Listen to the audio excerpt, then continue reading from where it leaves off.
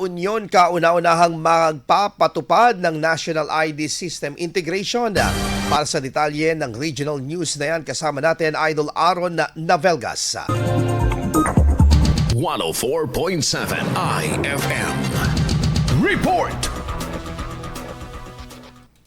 Nakatakdang maging kauna-unahang state university sa bansa ang Don Mariano Marcos Memorial State University sa La Union na magpatupad ng integration ng mga internal system nito sa National ID Authentication Service ng pamahalaan. Formal na pinagtibay ang partnership ng DIMSO at Philippine Statistics Authority sa pamamagitan ng ceremonial signing na isinagawa kahapon na Enero 26. Layunin ng system integration na mapabuti ang mga serbisyo sa pamamagitan ng ligtas at real-time na verifikasyon ng mga pagkakakilanlan. Inaasahang mapapabilis ito ang enrollment, aplikasyon sa scholarship at pag-access sa academic records kasabay ng mas pinaigting na proteksyon laban sa identity fraud. Ayon sa PSA, pinahihintulutan ng National ID Authentication Service ang verifikasyon gamit ang biometric matching o one-time passwords na nagbabawas sa pangangailangan ng maraming government-issued IDs. Inaasahang magsisilbing pilot model ang inisyatibong ito para sa mas marami pang state universities at colleges sa buong bansa bilang bahagi ng layunin ng pamahalaan na palawakin ang digital governance at epesyenteng serbisyong pampubliko. Kasama mo sa IFM News Tagupan, Idol Aaron Navelgas sa TAC IFM.